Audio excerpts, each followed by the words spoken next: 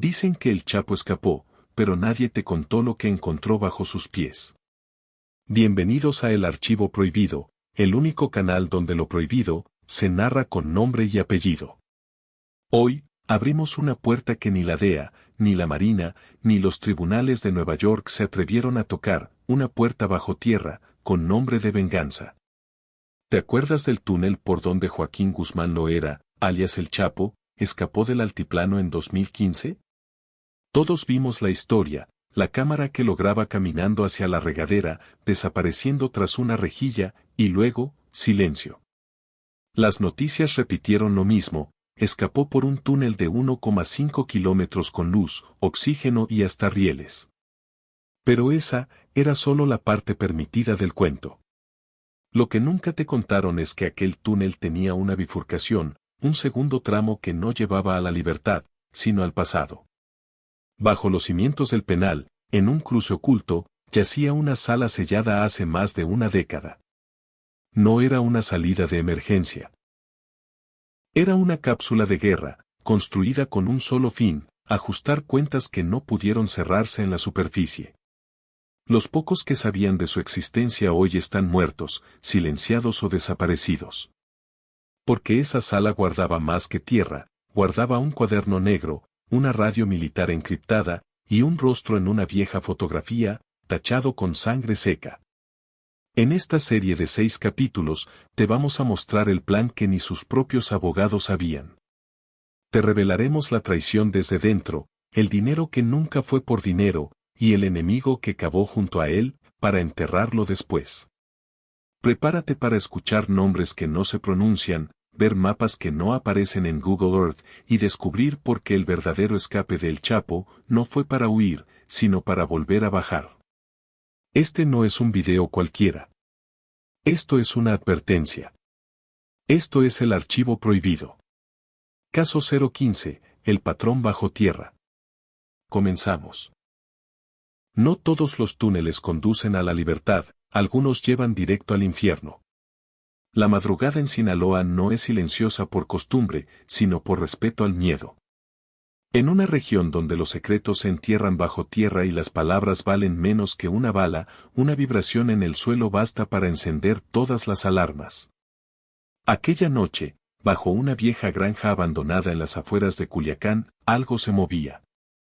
No era un animal. No era un temblor. Era una excavación. Precisa. Milimétrica. Inesperada. Tras su última recaptura, muchos creyeron que el Chapo Guzmán había perdido su magia. Que los días de túneles con rieles, motocicletas subterráneas y mapas imposibles eran parte del pasado. Pero no sabían que, incluso en prisión, Joaquín no dejaba de construir. Porque para él, la libertad nunca fue una celda rota, sino un plan escrito en piedra. Las autoridades creyeron haber sellado cada posible salida del penal. Pero no sabían que el verdadero escape no comenzaba en la cárcel, sino mucho antes. A kilómetros de distancia. En un terreno que no aparecía en los registros del catastro, cubierto de vegetación artificial y vigilado por drones sin insignias. Allí, un nuevo túnel comenzaba a respirar. El arquitecto del proyecto no era nuevo. Había trabajado en la fuga de 2015. Pero esta vez, los planos eran distintos. Más complejos. No buscaban solo sacar a El Chapo. Buscaban algo más, conectar con lo que él llamaba la sombra vieja, una zona enterrada bajo tierra desde los años 90, cuando el cartel aún se encontraba en su etapa más violenta. Una bóveda olvidada. Una promesa pendiente. Cuando el equipo de excavación llegó a los 12 metros de profundidad, se topó con una pared de concreto sellada con símbolos. No había dinamita. No había ruido. Solo herramientas silenciosas y un código que solo el Chapo conocía. Al abrirse, no encontraron oro. Ni armas. Ni pasaportes. Encontraron una sala vacía, con una sola silla metálica en el centro. Y una cámara de vigilancia encendida. Desde algún lugar, alguien ya los observaba. Ese túnel no era una salida. Era una invitación. Y para los que entraban sin permiso, no había regreso. No hay cerrojo más seguro que aquel que el propio traidor ayudó a cerrar. No fue el túnel lo que sorprendió a los federales. Fue la cerradura. Una puerta de acero blindado, sin manija, sin código, sin bisagra visible. Solo una ranura delgada en forma de cruz, como si la entrada no estuviera diseñada para abrirse desde afuera, sino para obedecer una sola orden. Interna. Precisa. Letal. El eco de aquel silencio resonó en los oídos de los que sabían demasiado. Porque dentro del cártel de Sinaloa, había leyendas. Una de ellas hablaba de un cuarto frío, una cámara hermética construida décadas atrás por órdenes directas del patrón. No era para guardar drogas, ni dinero, ni armas. Era un cuarto para guardar nombres. Aquellos que algún día lo traicionarían. Y ahora, todo indicaba que ese lugar era real y que estaba a punto de activarse. El equipo de inteligencia enviado desde la Ciudad de México no estaba preparado. No conocían la historia completa. Ignoraban que, meses antes de su última captura, el Chapo había enviado una carta a través de su abogado a un hombre sin rostro en el organigrama del cártel, el archivo. Un excontador, un espectro con acceso a los planos subterráneos y la memoria suficiente para recordar cada trato, cada deuda, cada traición. Fue él quien giró la llave desde dentro. Cuando los agentes lograron ingresar a la cámara, no encontraron a Guzmán. Pero sí lo que él quería que vieran. Sobre una mesa metálica oxidada descansaban 6 carpetas manchadas por la humedad. Cada una con un nombre y una fecha. Todas recientes. Y en cada carpeta, fotografías, audios, coordenadas y un mensaje escrito a mano. Esta vez no es una fuga, es un juicio. El mensaje era claro, el Chapo no huía. No esta vez. Esta vez, estaba juzgando desde abajo. Desde su santuario de concreto y traición. Cada carpeta representaba a un traidor. No a la justicia, al cártel. Políticos, militares, capos menores. Todos habían pensado que Guzmán estaba acabado. Que su poder se había enterrado con él. Pero no sabían que algunos hombres no necesitan estar presentes para seguir gobernando. Solo necesitan una llave. Y alguien dispuesto a girarla desde adentro. En Sinaloa, las sombras no se mueven solas, siempre tienen dueño. Durante años, la narrativa oficial hablaba de cárteles difusos, líderes intercambiables, estructuras que colapsaban al capturar a un solo hombre. Pero Sinaloa nunca fue eso. El cártel tenía rostro, voz, y sobre todo, tenía sombras que respondían a ese rostro incluso desde el otro lado de los barrotes. El descubrimiento de las carpetas en la cámara subterránea no fue solo un mensaje, fue un disparo silencioso. Porque en una de ellas, entre coordenadas y grabaciones, venía una hoja con un solo nombre subrayado en rojo, Marco Beltrán Ceballos. Oficial de inteligencia, enlace directo con la DEA, y hasta hace poco, considerado aliado en la lucha contra el narcotráfico. Pero el Chapo ya lo sabía todo. Lo había sabido desde antes de su extradición. Beltrán no era un espía. Era un doble espía. Jugaba a 2 bandos, hasta que la sombra le alcanzó. Esa noche, en Culiacán, Beltrán desapareció. Su camioneta fue encontrada frente a una gasolinera, con el motor encendido y las puertas abiertas. Dentro, no había señales de lucha. Solo una nota escrita en papel viejo, con tinta corrida, a veces no es el que dispara, sino el que traduce. Mientras tanto, en lo más profundo del penal de alta seguridad, un custodio recibió una llamada encriptada desde una línea interna. La voz era distorsionada, pero el mensaje era directo, la próxima carpeta ya está en camino. Prepárate. Ese custodio no era cualquier funcionario. Era parte de los que aún respondían a Guzmán. De los que sabían que el patrón no necesitaba estar libre para mover el tablero. La operación entonces cambió de nombre, de recaptura a contención interna. Porque ya no se trataba de buscar a un prófugo. Se trataba de controlar las consecuencias de lo que él ya había activado. Los jefes de seguridad comenzaron a revisar todas las comunicaciones dentro del penal, pero fue inútil. El código estaba integrado en la rutina, en las entregas de alimentos, en los horarios de recreo. La prisión era solo otra fachada. Y la verdadera operación se movía en otra dimensión, la del miedo. Beltrán fue hallado 3 días después, sin vida, en el asiento trasero de un auto abandonado. En su pecho, pegada con cinta, una fotografía de él mismo, entregando una memoria USB a un agente extranjero. Detrás de la imagen, con letras negras, la sombra siempre firma. Porque en Sinaloa, no hay casualidades. Solo nombres, y las sombras que los acompañan. En una prisión de máxima seguridad, las palabras viajan más rápido que las balas. La mayoría cree que los muros de concreto y las puertas blindadas son suficientes para silenciar a un hombre. Pero con el Chapo, el silencio nunca fue una opción. Su poder no dependía de cuántos metros de tierra lo separaban del mundo exterior, sino de cuántas almas aún escuchaban su voz, incluso cuando no hablaba. Una semana después de la muerte de Marco Beltrán, un nuevo incidente sacudió al penal del Altiplano. Un guardia fue encontrado inconsciente en el baño del módulo 7. Nadie escuchó nada. Nadie vio a nadie entrar o salir. Pero en el bolsillo del guardia había una hoja de papel arrugada, escrita a mano con una letra temblorosa. Si me tocan una línea más, alguien afuera apagará las luces. Las autoridades intentaron rastrear la fuente del mensaje. Fallaron. El papel había sido introducido en el penal en la cubierta de una bandeja de comida. Una simple envoltura plástica sellada con una gota de pegamento y la complicidad de alguien con acceso al comedor. Pero lo más alarmante no era el método. Era el contenido. Porque ese mensaje no era para un guardia, era una advertencia para alguien mucho más arriba.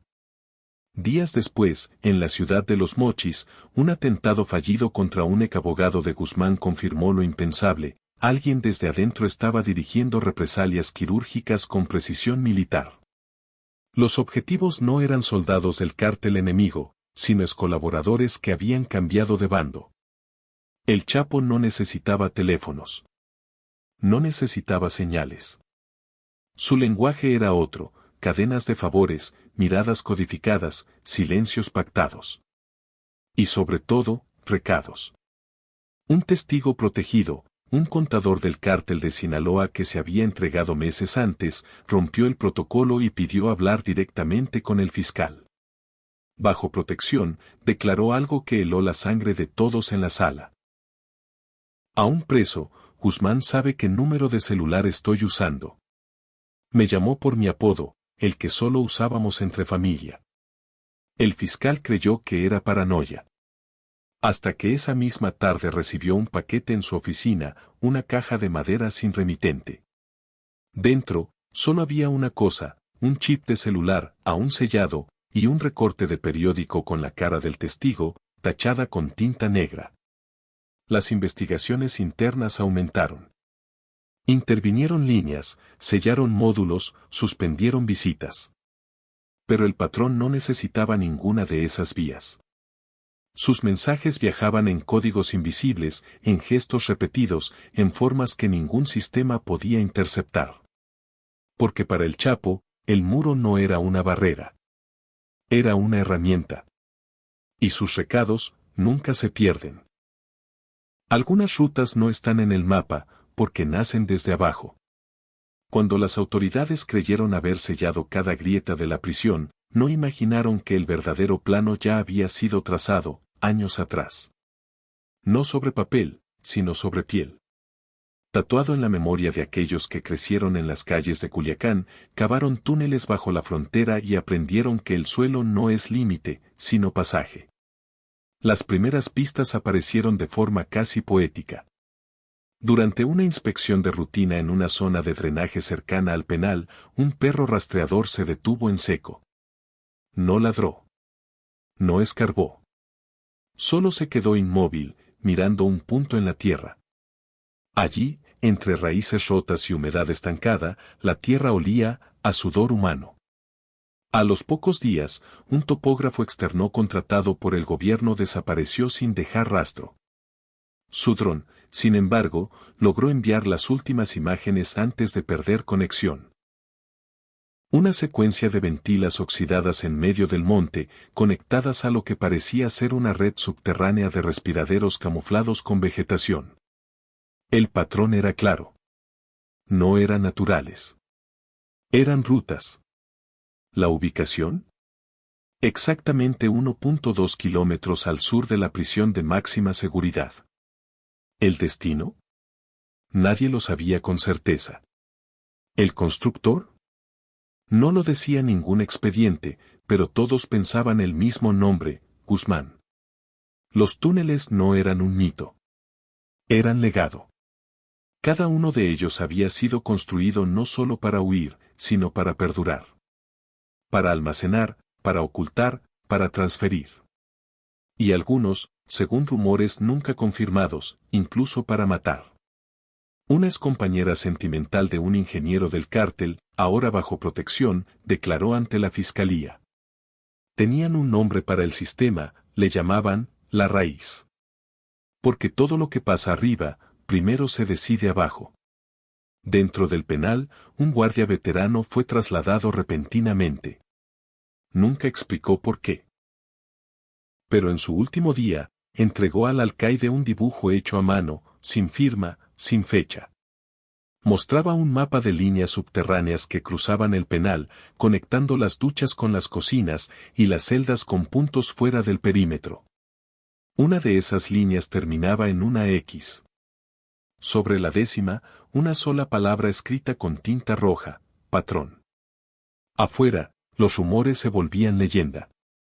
En Sinaloa, se decía que algunas noches se escuchaban ruidos bajo tierra, pasos lejanos, martillazos apagados, respiraciones contenidas. Pero nadie investigaba. Porque quien cava demasiado profundo en la tierra del Chapo, puede encontrar lo que no quería buscar. Porque en este juego, el asfalto cubre secretos, pero las raíces lo sostienen. Algunos secretos no se guardan en cajas, se sellan con cadáveres. Cuando el túnel se selló tras la última excavación, no solo quedó atrapado el eco de los martillazos, sino también la verdad. La verdad de lo que se negoció, de lo que se entregó y, sobre todo, de lo que se cobró. Porque en el inframundo de Sinaloa, cada metro excavado deja una deuda. Y si el túnel no se termina con libertad, se termina con sangre. Los informes oficiales hablaban de un ducto incompleto. Colapsado por la humedad, decían. Pero lo que omitieron fue que 3 cuerpos fueron encontrados dentro, uno sobre otro, con las manos aún atadas. Uno tenía en el bolsillo una nota escrita a mano. No abrió la boca, pero escuchó demasiado. Aquel mensaje encendió alarmas. No por lo que decía, sino por la caligrafía. Porque solo unos pocos sabían que esa letra pertenecía al mismísimo Guzmán. La pregunta ahora no era quién mató, sino a quien protegía el silencio. La celda 21 fue clausurada sin explicación. Nadie volvió a entrar. Pero los que habían trabajado en esa ala sabían lo que pasaba, esa celda tenía una trampilla. Una que no figuraba en ningún plano arquitectónico. Una que llevaba a lo desconocido. Una semana después, una reportera independiente publicó un documento filtrado del Ministerio de Seguridad, un croquis trazado a mano con fecha de 1997, firmado por un nombre clave, Sombra Roja. El documento indicaba la existencia de una sala subterránea conectada a una cámara sellada bajo el penal. Una sala con muros reforzados, cámara de vigilancia desconectada, y una única entrada. A la prensa nunca se le permitió investigar. El penal fue militarizado. Pero desde dentro, un recluso escribió una carta que se hizo viral desde el anonimato. Todos creen que el Chapo intentaba salir. Pero nadie se pregunta que trataba de volver a entrar a buscar. Porque tal vez, el famoso túnel no fue una ruta de escape, sino de retorno. Un pasaje no hacia la libertad, sino hacia un juicio personal. Un encuentro con los fantasmas del pasado. Con los traidores, los cómplices, los enterrados vivos. Con el maletín que nunca fue encontrado. Con las coordenadas que solo él conocía. Con la última decisión que solo el patrón podía tomar. Y así termina esta historia bajo tierra. No con sirenas. No con helicópteros. Sino con polvo en los pulmones y silencio en la garganta. Porque hay túneles que no conducen al otro lado, sino a uno mismo. Si te gusta nuestro contenido, no olvides suscribirte a nuestro canal y dejar tu me gusta para seguir apoyándonos. Activa la campanita para no perderte ninguno de nuestros videos. Gracias por acompañarnos.